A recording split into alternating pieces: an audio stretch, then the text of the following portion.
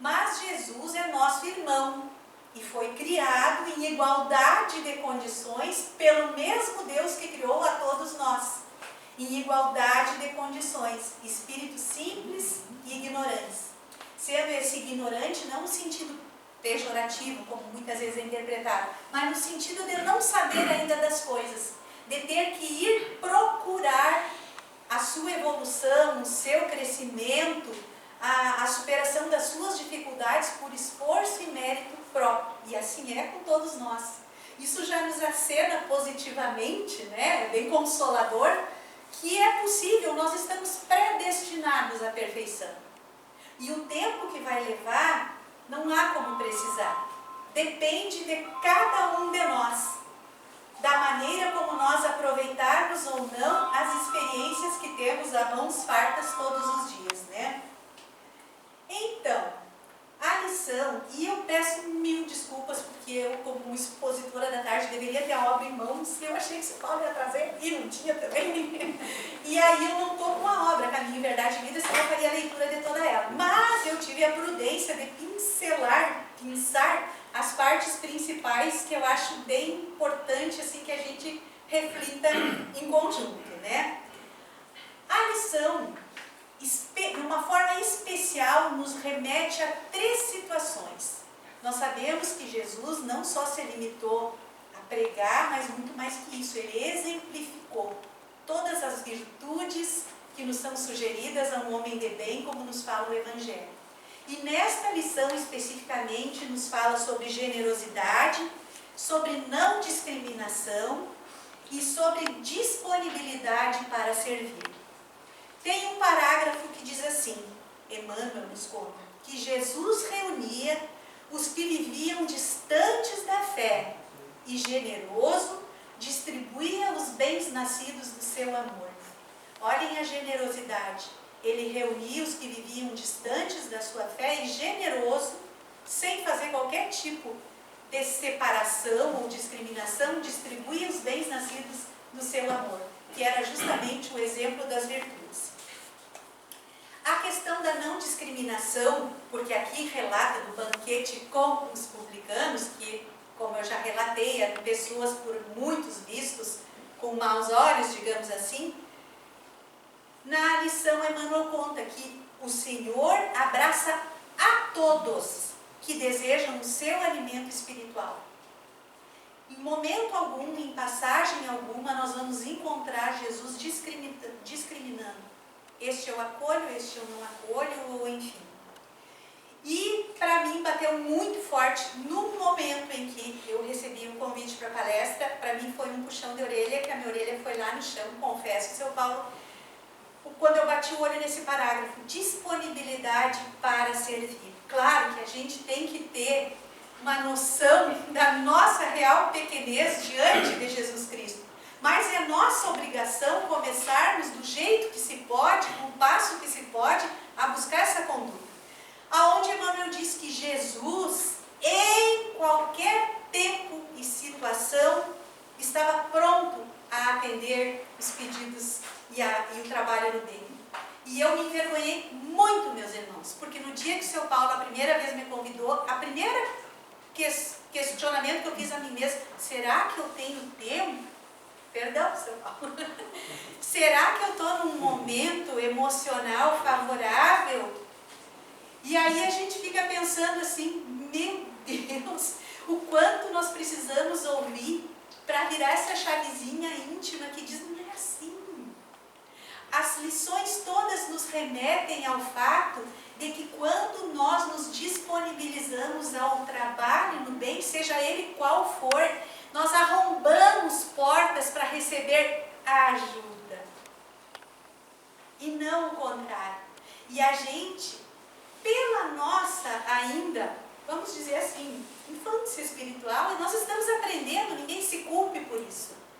Mas nós, normalmente, à medida que estamos tendo algum tipo de dificuldade, de enfrentamento, nós temos a tendência a nos recolhermos, não é assim? Esperando a ajuda. Quando a gente ignora que é ajudando que abre aquela porta gigante para a ajuda chegar. Aí nós nos tornamos motivos. Bom, passadas as questões pessoais, pedidas as desculpas, não vamos fazer isso, vem a questão, por que, apesar de nós que estamos aqui num sábado à tarde, que já conhecemos pouco ou mais o Evangelho de Jesus Cristo, por que ainda é tão difícil de nós nos aproximarmos da conduta do homem de bem, de que nos fala o Evangelho? Que dificuldades são essas que nos entravam?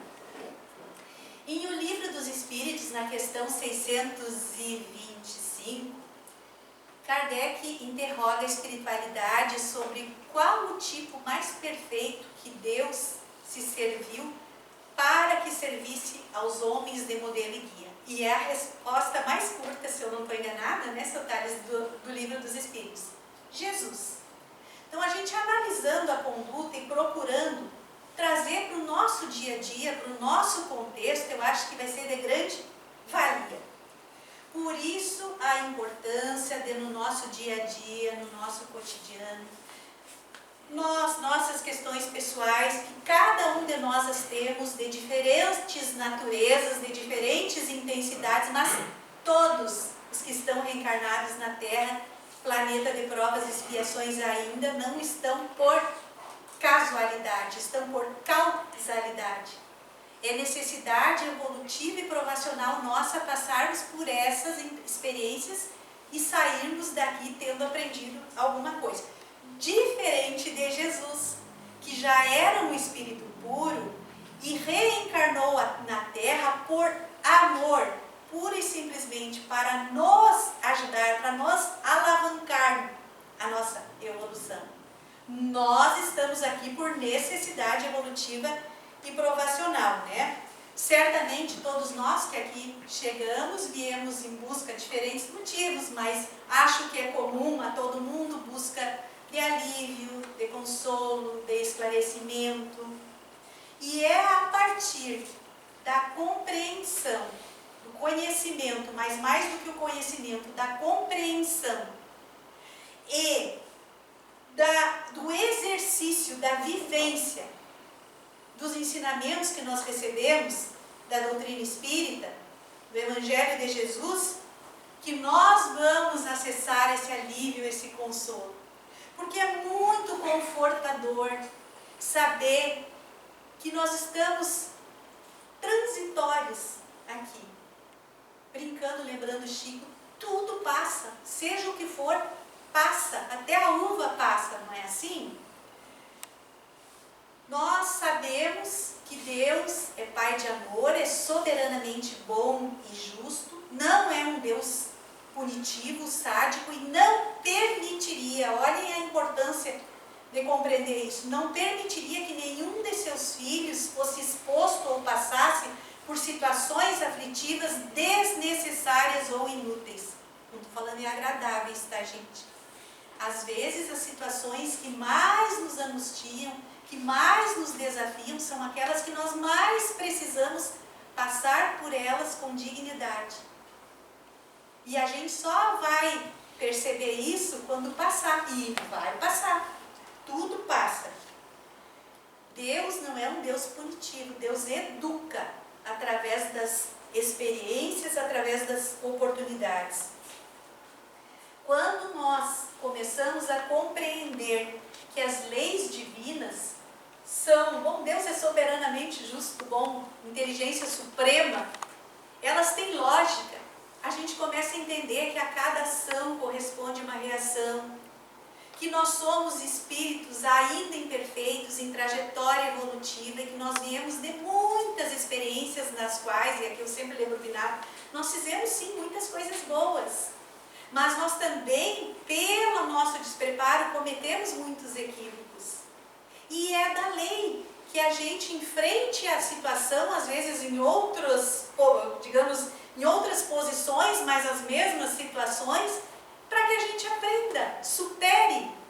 A semeadura é livre, mas a colheita é obrigatória. E o mais lindo de tudo é que a semeadura pode ser diária, e nova, e mais atenta, e mais cuidadosa.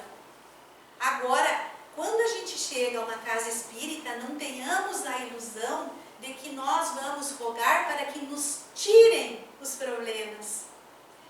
Pensemos em Jesus, ele pedia ombros mais fortes, nunca cargas mais leves. E à medida que nós nos fortalecemos, a gente vai tomando distância daquilo que está nos afligindo e começa a olhar com outros olhos e percebe, não, eu vou ser capaz de passar por isso e eu vou aprender, eu vou me transformar numa pessoa melhor com esse episódio, né? Nós não estamos reencarnados aqui na Terra ainda. Estamos em vias de nos transformar em planeta de regeneração, mas ainda provas e expiações. Mas não é castigo, é oportunidade. E aí é que dá a virada de chave na gente, porque nós paramos de assumir a postura inconsciente, muitas vezes, de vítimas. E nos damos conta que não, nós somos protagonistas da nossa história. E se nós estamos envolvidos em qualquer tipo de experiência, de qualquer natureza, é porque alguma coisa naquela situação vai nos trazer uma grande lição. E isso é confortador, isso consola, isso alivia, e isso, meu Deus, dá um up quando a gente sabe, é transitório. E sabe quando vai passar? Quando a gente aprender. E depende só da gente abreviar o tempo da provação. Nós podemos nos acomodar em posição de, digamos assim, até inconsciente de vítimas e prolongar uma encarnação inteira de sofrimento. Mas a espiritualidade superior nos diz que não é o sofrimento que liberta. É o bom enfrentamento da situação. Na terra tereis aflições, porém tendes bom ânimo. Está todo mundo avisado, né, gente? Nós não viemos a passeio, nós viemos em missão de aprendizado. Né? Então, Jesus, nosso mestre, modelo e guia. Por que ele é dito modelo também, não só mestre e guia? Porque ele não se limitou a pregar. Falar, e eu digo aqui por mim, é muito fácil falar, mas agir com coerência o que você fala é muito difícil. E Jesus exemplificava com maestria tudo, né? Então, com a intenção de dar mais corpo à nossa reflexão, eu tive a ousadia de trazer algumas passagens pinceladas sobre as bem-aventuranças e sobre episódios da passagem